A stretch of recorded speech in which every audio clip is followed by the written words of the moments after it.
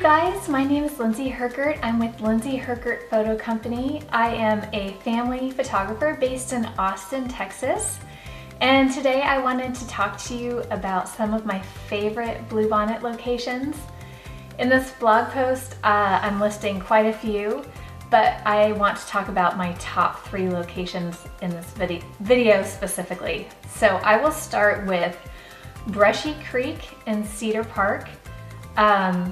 Is a beautiful location for Bluebonnet photos. It is a big field right next to a lake, and on the west side there is a line of trees, so it really helps with some beautiful backlight and filtering the earlier light of the evening and making it not as harsh, kind of positioning your clients right on the edge of the shade and the line of light. So it's just beautiful. And I think it's just great because it is such a big field, so you can get, those close-up shots, but you can also get those wide, expansive storytelling shots because the field is so big.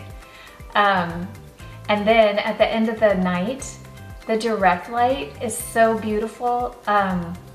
So I always position my clients with a lake in the background, like right as the sun has set. You get that blue light. It is stunning, absolutely gorgeous. So I feel like the light there is really pretty. The space is really pretty. I think the 2 biggest drawbacks there are the parking. It's like a little bit hard to explain where to park. I always include a map and a pinpoint of where it is, and then I give written directions. Because a lot of time the parking lot is really big, and a lot of times, and it's usually crowded, a lot of times people end up having to park further back from the field, which is near the playground. And then the kids, if they have kids, are walking past the playground and the parents are telling them no, So it starts out with kids being upset. You don't want to start a shoot that way. So that's something to be really mindful of. And because the parking lot is so crowded, I tell people to arrive plenty early so that they can find a parking spot not near the playground. So I also feel like the biggest drawback here is crowds. Of course, Bluebonnet season is so tight, and so it's just a spot that draws like a huge number of crowds. The best way to avoid this is shooting on a weeknight, but it will still be crowded on a weeknight, but not as crowded as the weekends. So, but I just really like the light and the space there. It's just gorgeous, and they usually get quite a good amount of bluebonnets. And then actually later in the season, they get the pretty orange flowers. I think that they're called something paintbrush, or I can't remember the name, but they're so beautiful, and the field just blooms with those, and it's never as crowded during that time. So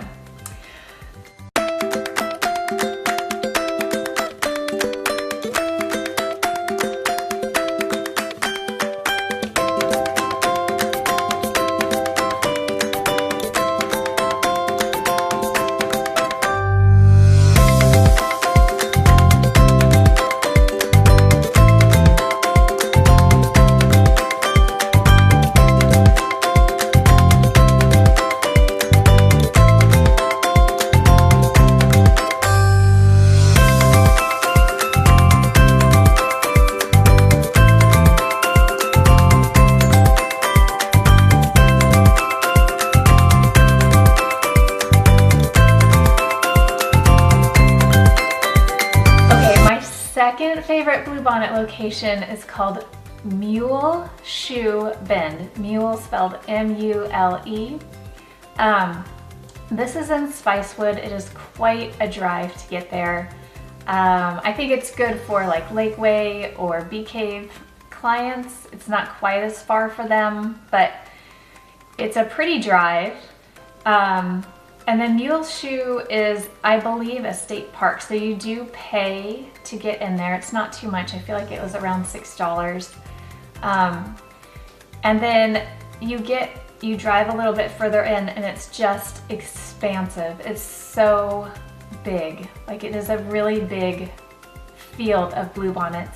You'll usually find people camping there, but the field is so big, like much bigger than Brushy Creek even, so there's plenty of space, and I don't feel like the crowds are quite as bad here because it's just further to get to, and it's just a little bit of a hike. Even once you pull into the park, you have to drive even further. Explaining where you are to your clients is also imperative because it is so big, it's super easy to not find each other. So drop them a pen and make sure your directions are really explicit. There aren't as many trees to kind of filter the light, so I do think it's important that you're only there during that last hour of the day or the first hour of the day. I should say there are trees like further back, but not as close to the bluebonnets. There's also a lake, but it's not as prominent as the one at Brushy Creek. What I like about this location is that there's sort of rolling hills and like dirt paths that just make it look so dreamy. It's just beautiful and really worth the drive.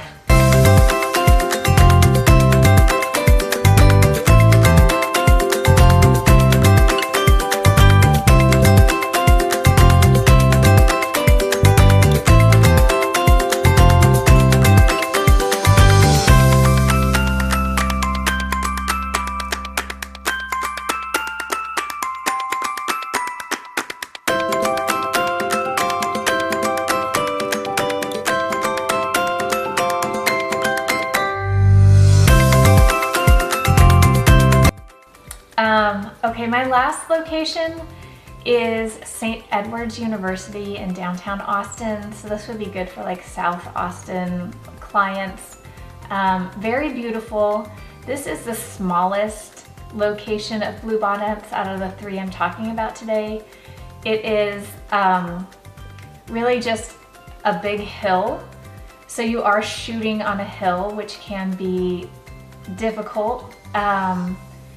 And there are trees, so you do have shade, but it's one of those locations you would definitely want to go look at first and sort of plan out what you're going to do. Morning light is very, very pretty here, or evening light. In the evening, it's easier to get backlight. The sun sets right behind the trees, so you get that pretty backlight, as well as the filtered light through the trees. So a really pretty location, parking's pretty easy, and I think the hardest part about that location is that you are shooting primarily on a hill. So those are my three favorite bluebonnet locations in Austin, and ironically they're all over the place, so I feel like it hits all the areas. I will mention that I have never shot here, but I've always wanted to. It's called the Wildflower Barn.